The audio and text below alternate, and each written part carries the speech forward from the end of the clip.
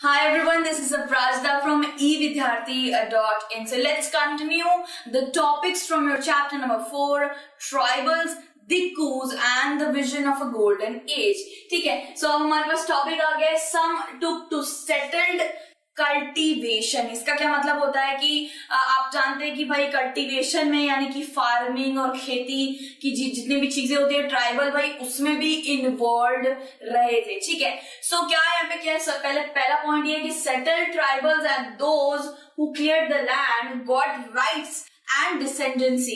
ठीक है, some became followers and some chiefs in comparison to power। अब क्या होता था, ये एक लैंड पे रहते थे ना, और जिस लैंड को ये बहुत सदियों से जिस लैंड पे लोग खेती कर रहे हैं, जिस लैंड को इन्होंने एक्वायर कर रखा है, वो लैंड पे इनको अपने राइट्स मिल जाते थे। वो लैंड ये अपनी ही मान के चलते थे कि ये हमारी लैंड है, क्योंकि हम बहुत सालों से हम इस लैंड पे रह रहे हैं और खेती कर रहे हैं। ठीक है, और क्या होता था, डिसेंडेंसी यानी कि उनके जो बच्चे होते थे, यानी कि उनकी जो पीढ़ी आदर पीढ़ी चली आ रही है, उनको भी उस लैंड पे राइट्स मिलते थे ऑटोमेटिकली। ठीक है, और कुछ लोग फॉलोअर्स बनते थे और कुछ लोग चीफ्स बनते थे कंपैरिजन टू पावर। अब यहाँ पे क्या मतलब हुआ इसका कि हम जैसे हम भारत में रहते हैं तो भारत में भाई प्राइम मिनिस्टर है। ठीक है, उसके भी ऊपर कौन है, उसके ऊपर है प्रेसिडेंट। ठीक है, सो फॉलोअर्स के ऊपर कौन रहेगा, लीडर रहेगा, जिसको चीफ कहा जाता था यानी कि सरदार। ठीक है, ट्राइब में क्या होता है, एक सरदार जरूर रहता है। ठीक है, सो पावर्स किसके पास, यानी कि फॉलोअर्स के पास तो कम ही रहेगी, सरदारों के पास ज्यादा रहेगी। ठीक है, so British saw forest tribals as wild and savage and Gonds and Santhals as civilised. ठीक है, अब यहाँ पे आप देखिए, यहाँ पे एक पिक्चर देख रखी है, वो ये पिक्चर है कि संथल्स की पिक्चर है ये।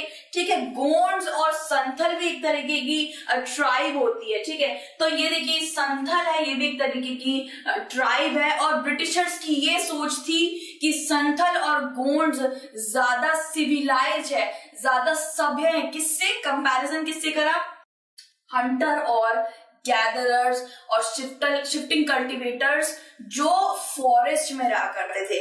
यानी कि संथल और गोंड्स एक्चुअली लैंड पे रहा करते थे, और जो जंगलों में रहा करते थे भाई उनको ये लोग वाइल्ड और सैवेज बोला करते थे, जंगली बोला करते थे। ठीक है, कौन, ब्रिटिशर्स इनको जंगली बोला करते थे, और ब्रिटिशर्स ये चाहते थे कि वो जो जंगली और वाइल्ड लोग हैं उन लोगों को भी सिविलाइज कर देना चाहिए, सभ्य कर देना चाहिए।